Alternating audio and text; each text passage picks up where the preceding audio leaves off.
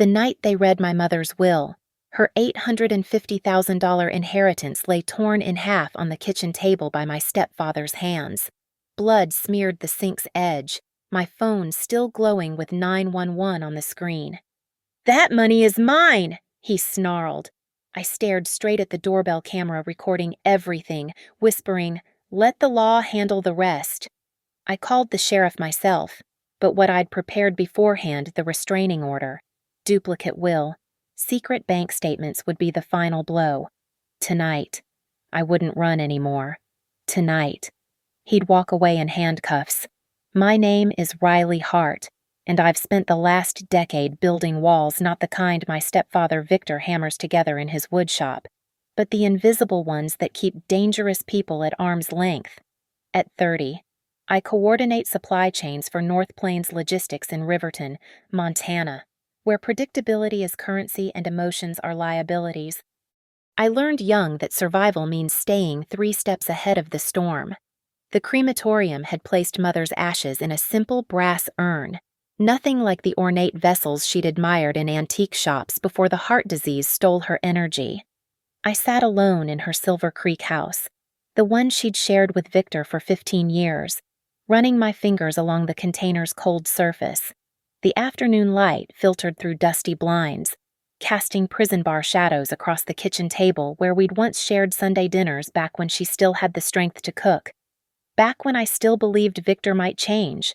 My half-sister Sloane sat across from me, her delicate features so unlike my sharp angles pinched with grief. At 24, she still lived here, still jumped when Victor's truck rumbled up the gravel drive. She'd inherited his last name but not his rage. Thank God, just his weakness. "There's something inside," Sloane whispered, pointing at the urn's base. A sealed envelope, no bigger than a playing card, was taped beneath. My fingers trembled as I peeled it free. The paper felt expensive, heavyweight, the kind Mother saved for special occasions. Inside, folded with surgical precision, was a document that would shatter Victor's world, a new will, dated 3 weeks before her death. $850,000. The life insurance payout plus the sale of her father's ranch in Billings. All of it to me. "This can't be right," Sloane breathed, though I heard no accusation in her voice. Just fear. A handwritten note was paperclipped to the will. "Riley, my brave girl. Live free. Love. Mom." The front door slammed. Victor's work boots thundered across the hardwood, each step a small earthquake. He appeared in the doorway, sawdust in his graying hair, that familiar bourbon gleam in his eyes despite it being barely 4 in the afternoon. "What are you hens clucking about?" His voice carried that false sweetness, the honey before the sting. I slipped the will into my jacket pocket. "Just remembering Mom." He moved closer, close enough that I could smell the wood stain on his flannel. "Your mother wasn't thinking clearly at the end. The morphine, the pain made her do crazy things. Sign crazy things." My spine went rigid. How did he know about the will? "Whatever she left," he continued, settling his thick frame into the chair beside Sloane, his hand finding her shoulder in what looked like comfort but I recognized as control. "Belongs to this family, to me, as her husband." The words rang in my skull like a fire alarm. I stood slowly, deliberately, my hand finding my phone. I should go. So soon. His grip on Sloane tightened. She winced, but said nothing, never said anything. "Work tomorrow." I kissed Sloane's forehead, a promise in the gesture. "I'll call you." Outside, my rental car waited like an escape pod. But before driving away, I did 2 things. First, I installed the smart doorbell camera I'd brought, the one with motion detection and automatic cloud recording. Victor was too drunk or too arrogant to notice me working on his own front door. Second, I sat in my car and let the memories flood back, memories I'd spent years suppressing. I was 16 when Victor first raised his hand to me, not a slap or a shove, but a calculated punch that left a fist-sized hole in the drywall beside my head. "Next time," he'd said. I won't miss. Mother had found me crying in my room. She'd held me, rocked me, whispered apologies that weren't hers to give. Don't provoke him, she'd said. Just a few more years until college. I'd left for college and never moved back. Now, 14 years later, with Mother's ashes still warm and her final gift burning in my pocket, I understood. She'd been planning this. She'd been saving me one last time. I drove back to my motel room in Riverton. The will spread on the bedspread and began to plan. Victor thought he knew about anger, about power, about taking what he wanted. He had no idea what was coming. The motel room smelled like industrial bleach and old cigarettes. But it was mine for 2 weeks paid in cash, registered under my middle name. I spread everything across the peeling veneer desk Mother's will, her death certificate, bank statements I'd printed from her online accounts before Victor could change the passwords. My laptop glowed in the dim light as I opened a new document and typed, "The plan." Safety came first. Always. I texted Marin Diaz, my colleague at North Plains Logistics who'd become my closest friend over countless late nights untangling supply chain disasters. "Need a favor? Share my location with you for the next month. Can't explain yet?" Her response was immediate. "Done. You okay?" "Will be." I activated location sharing on my phone, then purchased a discreet voice recorder from the electronics store downtown Montana. Was a one-party consent state for recordings, legal to record any conversation I was part of. The device was small enough to slip inside my jacket pocket, sensitive enough to catch whispers from 6 feet away. Next, evidence. I created a violence journal in a composition notebook, the kind with sewn binding that couldn't have pages removed without detection. On the first page, I wrote today's date and Victor's words, "Your mother wasn't thinking clearly." Sign crazy things. The implied threat, the way his knuckles had whitened on Sloane's shoulder. I flipped back through my phone, screenshotting old text messages from Mother. "Victor's drinking again. He broke the bathroom mirror. Don't come for Thanksgiving, honey. Not a good time." Sigh, each screenshot got printed at the 24-hour copy shop. Time-stamped, filed in a folder labeled "Pattern of Abuse." The legal preparation required more finesse. I'd researched Nora Whitfield online. She specialized in probate law and had a reputation for protecting abuse survivors' inheritances. Her office was in downtown Riverton, above a coffee shop that roasted its own beans. The smell followed me up the narrow stairs. "Ms. Hart?" She greeted me, her handshake firm, her gray hair pulled into a no-nonsense bun. "Your voicemail mentioned an urgent probate matter with complications." I laid out everything, the will, the threats, the history. She listened without interrupting, occasionally making notes in precise handwriting. "Your stepfather will likely contest the will," she said. "Claim undue influence or lack of testamentary capacity. But this will was properly executed, notarized, witnessed. The burden of proof is on him." She paused. "The abuse complicates things. Document everything. Any threats, any violence, any attempts to coerce you." "What about a restraining order?" "Temporary protective orders require immediate danger. Has he threatened you directly?" "Not yet. But he will." She studied me over her reading glasses. "Then we wait. But we prepare the paperwork now." My next stop was the Gallatin County Sheriff's Office. Deputy Chief Leah Morano met me in a small conference room that overlooked the parking lot. She was younger than I expected, mid-40s maybe, with the kind of calm that came from seeing too much. "Inheritance disputes can escalate quickly," she said after I explained the situation. "Especially with a history of domestic violence. You were smart to leave the house immediately." I installed a camera on his doorbell. She raised an eyebrow. "His property." "Technically my mother's estate. The house is part of it. Gray area, but useful if something happens. Keep your phone charged. Location service is on. If he comes near you, call 911 immediately. Don't wait. Don't negotiate." That night, I sat on the motel bed with the voice recorder, practicing. "Please leave me alone. I don't consent to this contact. I'm calling the police." Neutral phrases that would sound reasonable in court. That wouldn't give Victor's future lawyer ammunition to claim I'd provoked him. My phone buzzed. Sloan, Dad wants you to come to dinner tomorrow night. Says we need to discuss Mom's wishes as a family.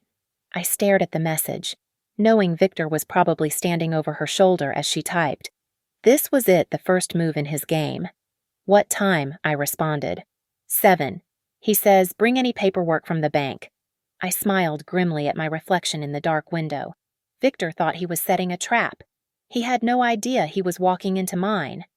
I'll be there, I typed, then added to my violence journal, invited to dinner under false pretenses.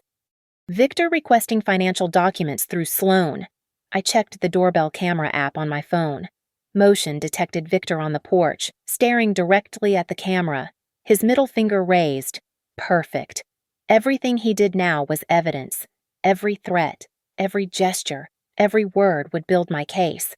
Tomorrow night, the real work would begin. The house smelled like burnt meat and whiskey when I arrived at 6:58. Victor had grilled steaks, Mother's favorite meal, a detail that felt deliberately cruel. Sloan met me at the door, her eyes puffy from crying, whispering, "Please don't make him angry," before Victor's voice boomed from the kitchen. "Riley, come in, come in. We're family here." The dining table was set with Mother's good china, the plates she'd inherited from her grandmother. Victor sat at the head, already 3 drinks deep, judging by the slur in his words. A manila folder lay beside his plate like a weapon. "Sit," he commanded, gesturing to Mother's old chair. I chose the seat closest to the doorbell camera's viewing angle instead, my phone positioned face up on the table, recording app hidden but running. The voice recorder in my jacket pocket was already capturing everything. "Where are the bank papers?" he asked before I'd even settled in my chair. "I didn't bring them." His jaw clenched. Sloan flinched. We agreed. "You told Sloan to tell me to bring them. That's not an agreement." He stood slowly, deliberately, the chair scraping against hardwood. 6'2" of barely controlled rage. "Your mother and I were married for 15 years. 15 years I took care of her, paid for this house, kept food on the table. The house was already hers, inherited from her father." The slap came fast but not unexpected. My glasses flew off, clattering onto the china, cracking one lens. I touched my cheekbone, felt the heat rising, and stayed seated. Perfectly positioned for the camera. "You always were an ungrateful bitch," he snarled, gripping my wrist, twisting until the bones ground together. "Think you're smart. Think some piece of paper means anything. Let go." I kept my voice steady, clear. "You're hurting me." "Hurting you." He laughed, whiskey breath hot on my face. "I haven't even started." Sloan was crying now, pressed against the wall. "Dad, please, shut up." He didn't even look at her, his bloodshot eyes fixed on mine. "Your sister here thinks she's gonna waltz in and take everything. $850,000. He yanked me up by the wrist, shoving me toward the kitchen. "Where's the key to the safety deposit box?" "I don't have it." He grabbed a handful of my hair, slamming my shoulder into the refrigerator. The magnets scattered Mother's collection of butterflies she'd gathered from every state she'd visited. They hit the linoleum like broken dreams. "I'll get every penny," he hissed in my ear. "One way or another." My smartwatch was still visible on my twisted wrist. I managed to tap it with my chin, the emergency SOS sequence I'd practiced. Silent alarm to 911 with GPS location. "The will is legal," I said loudly, clearly. "You can't change that." His response was to grab the folder from the table, pulling out a document. "Power of attorney. Your mother signed it 2 years ago. Makes me executor of everything. That ended when she died. You know that." The second hit was a closed fist to my ribs. I doubled over but managed to stay standing, backing toward the front door, toward the camera's eye. "I want you to say it," he growled. "Say you'll sign it all over to me." "I'm leaving." I straightened despite the pain. "Don't contact me again." He lunged, but the sound of sirens made him freeze. They were still distant, but growing louder. Sloan must have called brave, terrified Sloan, who was now nowhere to be seen. You called the cops. His face went purple. On me. My watch did. Automatically. When you assaulted me. He grabbed the kitchen knife from the counter. Not threatening, just holding it. They won't find anything. I'll tell them you're trying to steal from your poor grieving stepfather. The sirens were closer now. I could see the lights reflecting off the neighbors' windows. Look at the door, I said quietly. He turned.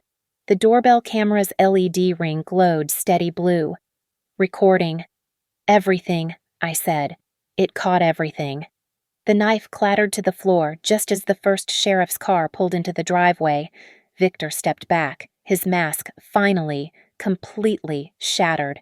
The man Mother had tried to protect me from for all these years stood exposed, raw, violent, small. Deputy Chief Morano herself was first through the door, taking in the scene my swelling face, the scattered magnets, the knife on the floor, Victor's clenched fists. "Ms. Hart," she said calmly, "are you hurt?" "Yes, I need medical attention, and I want to file a report." "You lying!" Victor started forward, but two deputies stepped between us. "Sir, I'm going to need you to step outside," Morano said. As they led him out, he looked back at me with pure hatred. "This isn't over." "Yes," I said, loud enough for everyone to hear, for the recorder to capture, for the camera to document. "It is." The first crack in his empire of control had just become a canyon. The emergency room at Riverton General smelled like disinfectant and fear. A nurse photographed my injuries with clinical detachment, the purple bloom across my cheekbone, the finger-shaped bruises around my wrist, the dark shadow spreading across my ribs. Each image was tagged with a case number that would follow Victor through the legal system. "The officer needs to speak with you," the nurse said, applying an ice pack to my face. "When you're ready." Deputy Chief Morano was waiting in a small consultation room, 2 cups of terrible hospital coffee on the table between us. The metal chair was cold through my torn jacket. "Victor was released," she said without preamble. "No charges yet, he claimed self-defense. Said you attacked him first. The camera footage, we've requested it formally. The doorbell company will release it within 24 hours with your consent." She slid a form across the table. "Sign this, and we'll have everything we need." I signed, my swollen wrist protesting. "In the meantime," she continued, "I've expedited your temporary protective order. 72 hours, emergency basis. A judge will review it tomorrow morning for extension. Victor can't come within 500 feet of you, can't contact you directly or through third parties, including Sloan, including anyone. If he violates it, we arrest him immediately." The next morning, I sat in Nora Whitfield's office. The TPO paperwork spread between us alongside medical records and police reports. She'd already received a call from Victor's lawyer, a bottom feeder named Rex Paulson, who specialized in contesting wills. "They're claiming your mother lacked testamentary capacity," Nora said. "Depression from her heart condition, pain medication affecting judgment. They want her medical records from the last year." "Can they get them?" "They can request them through probate court, but we'll fight it. I've already contacted Dr. Ellery Shaw, your mother's physician. He's willing to testify that she was completely lucid when she updated her will. The notary who witnessed it, Margaret Reeves, confirms your mother was clear-minded, even joking about finally getting her affairs in order." "What about the power of attorney Victor mentioned?" Nora pulled out a file. "I found it. It's limited to medical decisions only, and yes, it terminated upon death. He's grasping at straws." She paused. "But there's something else. Your mother's joint checking account Victor withdrew $30,000 2 days before she died." My stomach clenched. 30,000. Technically legal as a joint account holder, but highly suspicious timing. I'm filing an emergency motion to freeze all estate assets until probate is settled. He won't be able to touch anything else. That afternoon, I sat in the sheriff's department interview room, the fluorescent lights harsh on my bruised face. The metal chair reminded me of every police procedural I'd ever watched, except I was living it. Detective Sarah Mills, a woman with kind eyes and steel in her voice, took my statement. "Tell me about the history," she said. "Not just last night. Everything." So I did. The hole in the wall when I was 16. The times he'd driven drunk with Sloan in the car. The escalating control over Mother's finances as her health declined. How she'd hidden bank statements in her jewelry box. How she'd whispered, "I'm sorry," every time I visited, as if my escape was something that needed forgiveness. "Why didn't she leave?" Detective Mills asked gently. "She tried once. When I was 17, we made it to a shelter in Billings, but Sloan was only 9 and terrified. Mother went back for her sake. Said she'd manage it until Sloan was older." I stared at my hands. "She managed it until she died."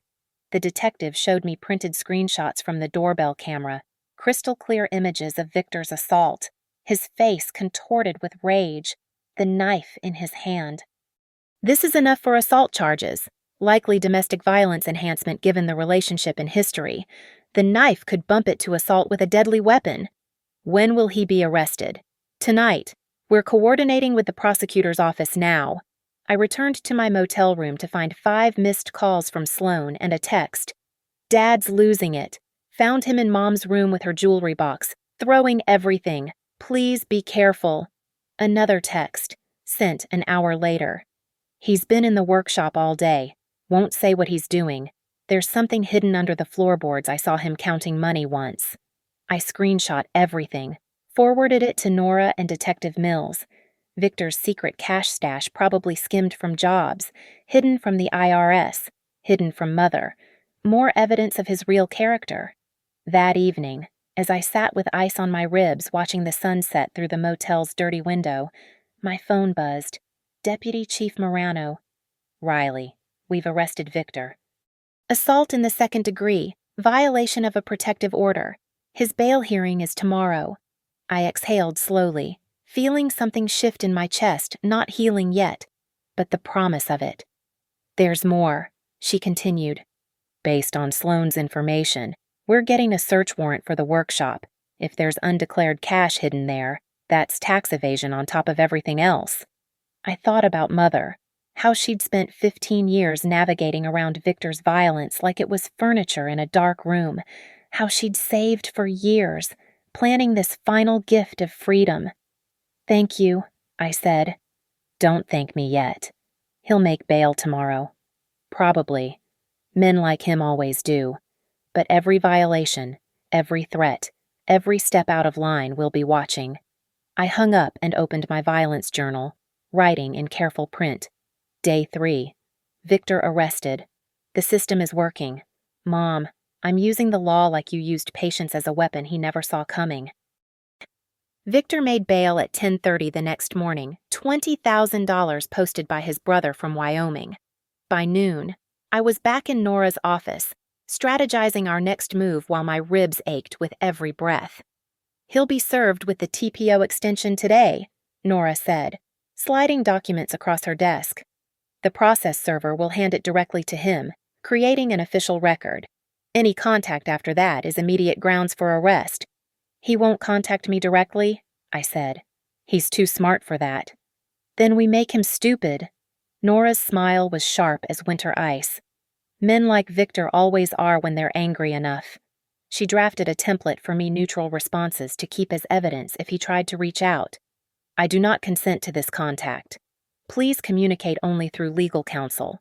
This interaction is being documented." My phone buzzed. "Sloan. Can we talk privately, not at the house?" We met at a diner on the edge of town, the kind with cracked vinyl booths and coffee that could strip paint. Sloan looked smaller somehow, hollowed out by the last few days. "He's destroying things," she whispered, glancing around as if Victor might materialize. "Mom's photos, her garden decorations. Says if he can't have the money, you won't have anything to remember her by. Sloan, you need to leave that house." "I can't. I don't have anywhere." She stopped, tears rolling down her cheeks. "He's my father. He's dangerous." She pulled out her phone, showed me a text from Victor. "Tell your sister I want to meet. Tomorrow night, 7, At the house. Tell her to bring the original will. We can work this out like adults. He had you text this. She nodded. But Riley, there's something else. The workshop he's been moving things. The cash he kept under the floorboards. It's gone. Maybe $60,000. Maybe more. All cash from under the table jobs over the years. I studied my half-sister's frightened face. Would you testify to that, about the hidden money? She twisted her napkin. I don't know if I can, but I took pictures once, when he was passed out drunk. She pulled up her photos, scrolled back months. There it was, stacks of hundreds, rubber-banded, stuffed beneath loose floorboards. Send those to me, please. She did, hands shaking. What are you going to do about tomorrow? I'm going to give Victor exactly what he wants, a meeting he'll never forget. That afternoon, I sat with Deputy Chief Morano and Detective Mills in the sheriff's conference room, laying out the plan. They'd already executed the workshop search warrant, but found the hiding spot empty, just as Sloan had warned. We can station units nearby, Morano said. If he violates the TPO by being within 500 feet of you, he'll claim I came to him, that I initiated contact. Not if we document it properly, Detective Mills said. We'll file a controlled contact authorization. You'll be wired. We'll have officers standing by. Any threat, any violence, we move in. What about the hidden money? IRS Criminal Division is already interested. Tax evasion charges would be federal. That's serious prison time. I texted Sloan back. Careful with my words. Tell Victor I'll bring what he asked for. 7 tomorrow night. His response came within minutes, through Sloan. Good. Come alone. No cops or the deal's off. Nora reviewed everything that evening in her office. This is dangerous, Riley. He's escalating anyway. At least this way. We control when and where. She pulled out a fresh legal pad. Then we do this right. You'll carry copies, not originals. The copies will be watermarked with copy, so there's no question. If he destroys them, it's just paper. The originals stay in my safe. What if he gets violent again? Then the sheriff's department will have all the evidence they need for felony assault. With his prior arrest, the protective order, and witness testimony, he's looking at 5 to 10 years. She paused. Your mother would be proud. Using the system to protect yourself instead of living in fear. That night, I practiced with the wire the sheriff's department would use, a tiny device that would clip inside my jacket collar. I rehearsed my lines in the mirror, keeping my voice steady despite the purple-green bruise across my cheek. Here's the will. Victor. I can't change what Mother decided. This conversation is over. Simple sentences that couldn't be twisted, couldn't be used against me. Marin called just before midnight. Your location hasn't moved in hours. You okay? Tomorrow night, I said. Everything ends tomorrow night. Want backup, civilian backup? The sheriff's department will be there. But thank you. For everything. Riley. Her voice was soft. Be careful. Your mom already paid too high a price for freedom. Don't add to the bill. I thought about Mother's note. Live free. Not get free or be free, but live free, an active, ongoing choice. I won't, I promised. Tomorrow. Victor learns what happens when the law actually works. I opened my violence journal one more time. Writing, Day 4. The trap is set. He thinks he's the hunter. But I've got a sheriff's department for backup, a lawyer on speed dial, and 14 years of suppressed rage channeled into perfect legal revenge. The law is my weapon now. Tomorrow at 7, Victor would walk into his own destruction, and I'd watch him fall through the very floor he'd tried to pull out from under me. The wind howled through Silver Creek at 6:45, rattling the windows of Mother's house like angry ghosts. I sat in my rental car 2 blocks away while Detective Mills adjusted the wire one last time. Remember, any sign of weapons or immediate threat, say, I need to leave now. That's our signal to move in hard and fast. The motion sensor lights flickered as I approached the front door at 6:58. Through the window, I could see Victor in the kitchen, a half-empty bottle of Jim Beam on the counter. The smell of sawdust was stronger than usual. He'd been working in the shop all day. probably destroying more of Mother's things. "You came," he said as I entered, his words thick with alcohol. "Wasn't sure you had the guts." Sloane was nowhere to be seen. Good. I'd texted her earlier, told her to stay at a friend's house. "The will," Victor demanded, standing too close, bourbon breath hot. "Show me." I pulled out the manila envelope. Copy, watermarked across every page. He snatched it, his eyes scanning, not noticing the marking in his drunk haste. "Original," he slurred. "Yes."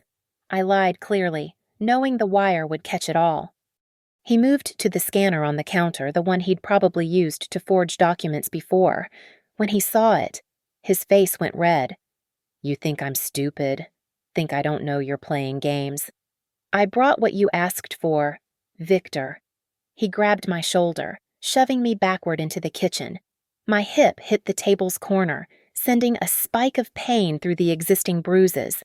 The camera angle I needed to stay in the doorbell camera's view. "Your mother promised me." He slammed his fist on the counter, making the bourbon bottle jump.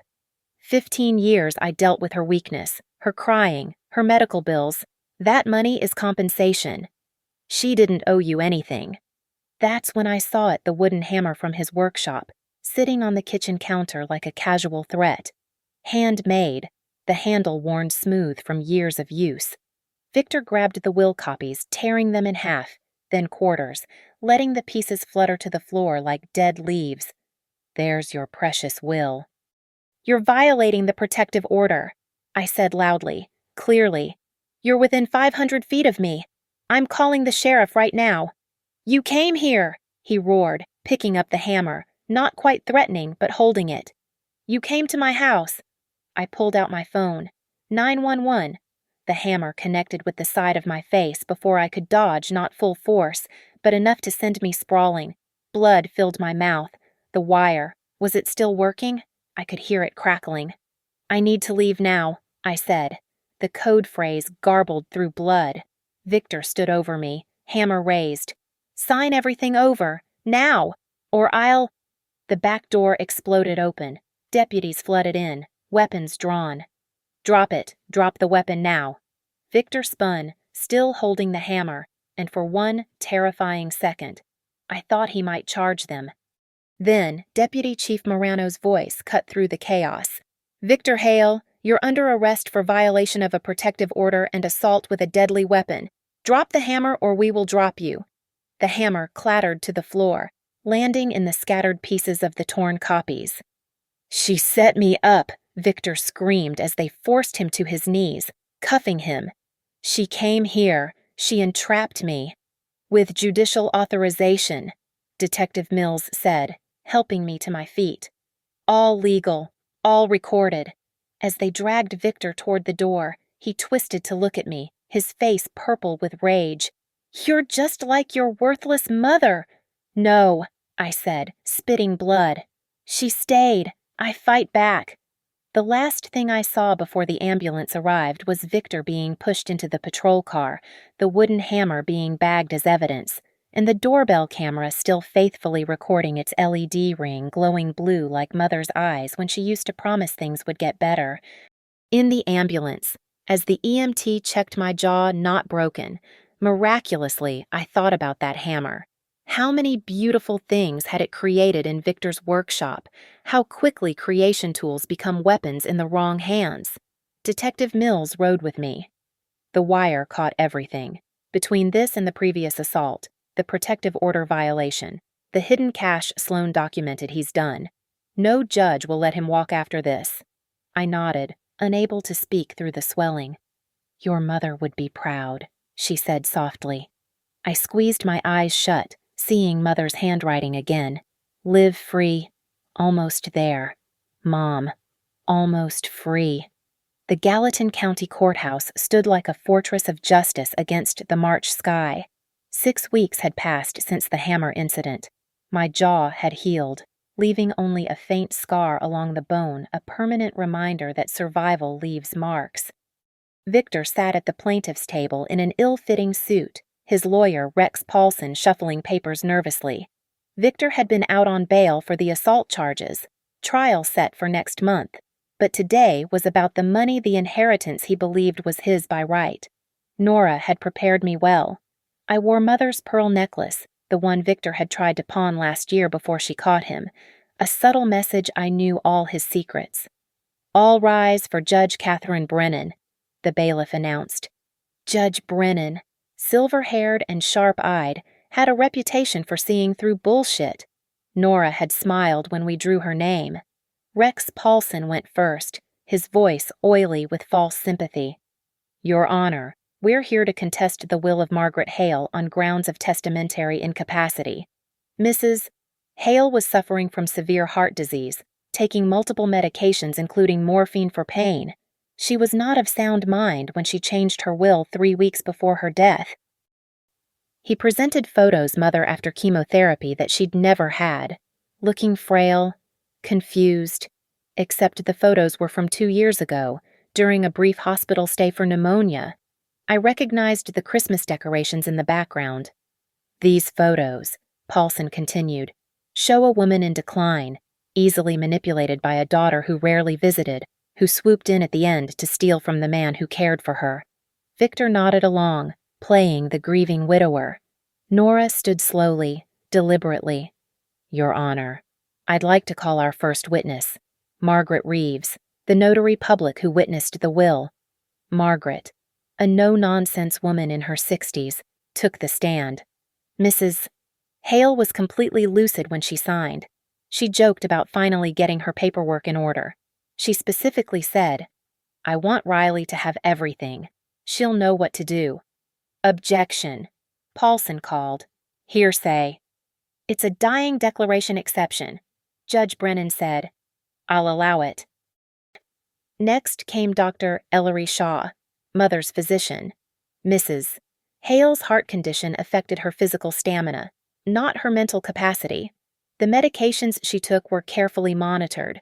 On the day she updated her will, she had a cardiology appointment. Her cognitive assessment was normal. "Dr. Shaw," Nora asked, "did Mrs. Hale ever express concerns about her husband?" "Objection," Paulson shot up. "Relevance. It goes to the decedent's state of mind," Nora argued. "I'll allow it," the judge ruled. "She told me she was afraid of him," Dr. Shaw said quietly.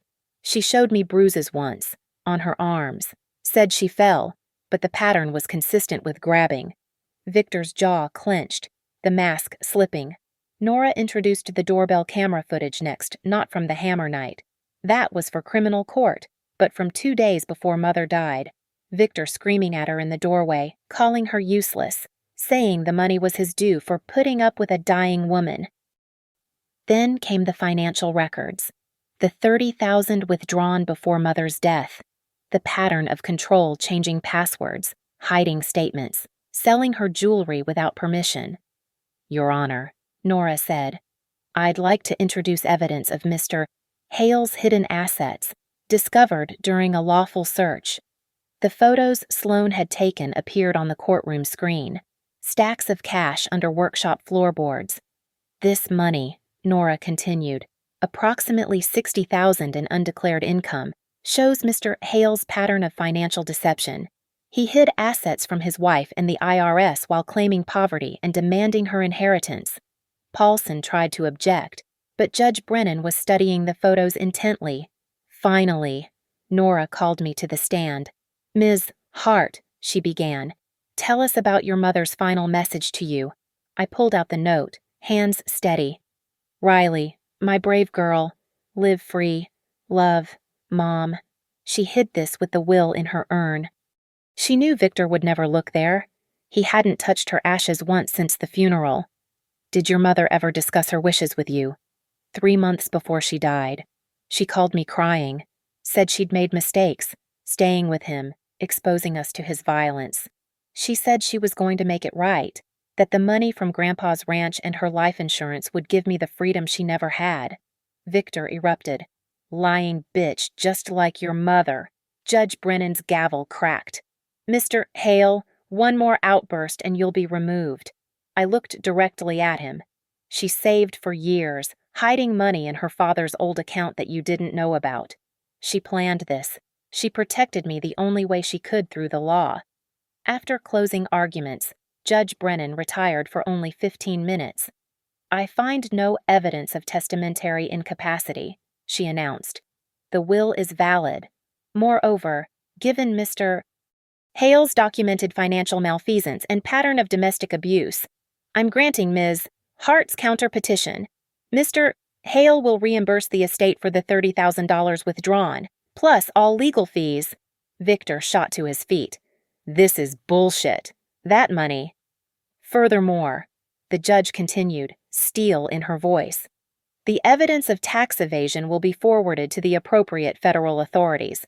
Mr. Hale, you may want to retain a criminal defense attorney. You're going to need one." I clutched Mother's note, feeling her presence in the empty chair beside me. We'd won. The law had worked. Victor was escorted out, but not before turning to me one last time. "This isn't over." "Yes," I said quietly. "It is." The courthouse steps were slick with afternoon rain as we exited the probate hearing. Victor stormed ahead, his cheap suit soaked within seconds, Rex Paulson scrambling to keep up. I stood under the portico with Nora, watching him rage at his lawyer in the parking lot. "Don't let your guard down," Nora warned. "Men like him are most dangerous when they've lost everything." Deputy Chief Leah Morano was waiting by my car, her expression unreadable. "Ms. Hart, we need to talk." My stomach clenched. "What's wrong?" "Nothing's wrong. The IRS Criminal Investigation Division just executed a warrant at Victor's workshop. They found records years of under-the-table income, fake receipts, 2 sets of books. We're talking about $300,000 in tax evasion over the past decade." I leaned against my car, suddenly exhausted. "When will they arrest him?" "Now." She pointed across the parking lot where 3 black SUVs had surrounded Victor. "Federal agents. They were waiting for the probate hearing to end." Everything happened in slow motion. Victor spotted the agents, tried to run. His dress shoes slipped on the wet pavement. He went down hard, cursing. The agents surrounded him, professional and calm. "Victor Hale," one announced, voice carrying across the lot. "You're under arrest for federal tax evasion, filing false returns, and conspiracy to defraud the United States government." That's when Victor saw me watching. His face contorted with rage as they pulled him to his feet. "You did this," he screamed. "You destroyed everything." Deputy Chief Morano stepped forward. "Actually, Mr. Hale, I have something to add. Victor Hale, you're also under arrest for violation of a protective order, assault with a deadly weapon, and domestic violence with aggravating circumstances." They had to use 2 sets of handcuffs, federal and state. The click of metal on metal echoed across the wet parking lot. 2 different jurisdictions, 2 different trials, no chance of walking away from both. Sloane appeared beside me, quiet as a ghost. I hadn't seen her arrive. "Is it over?" "Yeah," I said, putting my arm around her. "It's over." She was crying, but there was relief in her tears. "I'm sorry I couldn't do more. I was so scared." "You did exactly enough. The photos, the information about the money. You were brave when it mattered." We watched as they loaded Victor into the federal vehicle. His last look wasn't at me. It was at the courthouse, at the system he'd thought he could manipulate, the law he'd believed would never touch him. Deputy Chief Morano handed me a card. "The criminal trials will take months. You'll need to testify. But with the evidence we have, the videos, the wire recording, the financial crimes he's looking at 15 to 20 years combined. He won't be hurting anyone else." That evening, I stood in Mother's empty house, Sloane beside me. We'd decided to sell it, split the proceeds after the estate settled. Neither of us could live with those memories embedded in the walls. "I found something," Sloane said, pulling a box from the closet. "Mom's recipes." Inside were handwritten cards, her careful script documenting decades of family meals. At the bottom, an envelope addressed to both of us. "My girls," it read. "If you're reading this together, then you've both survived. I'm sorry I couldn't protect you better. I'm sorry I stayed. But know that every day I loved you both, and every night I prayed you'd find your way to freedom. Take care of each other. Love, Mom. I called the bank the next morning, setting up the trust Mother had outlined in her letter: money for Sloane's college, for therapy, for a fresh start. The rest would give me the freedom to leave Montana, to build a life undefined by violence. Standing on those courthouse steps one last time, I watched the sun break through the clouds. My phone buzzed a text from the federal prosecutor. Thought you should know Victor just pled guilty to all federal charges to avoid trial. 12 years minimum. I pulled out Mother's note one last time. Her words blurred through tears I finally let fall. Live free. I whispered to the wind, to her spirit, to the woman who'd sacrificed everything to give me this moment. I will, Mom. Starting now. The bruises on my face had faded to yellow-green shadows. The scar on my jaw would always be there, a thin white line marking where I'd chosen to fight back instead of run. But as I walked to my car, each step felt lighter. Victor was gone. Behind federal bars, then state ones. The man who'd terrorized us for 15 years would spend the next 2 decades in a cell smaller than Mother's walk-in closet. Justice didn't always work. But today, with the right evidence, the right lawyers, and the courage to stand up today it had, the handcuffs had clicked, the cage door had closed, and finally, we were free. Thank you for listening to my story. I'd love to know where you're listening from. Please share in the comments below so we can connect. If this story resonated with you, please subscribe to the channel and share your thoughts. Your experiences and perspectives matter, and together we can build a community of survivors and supporters.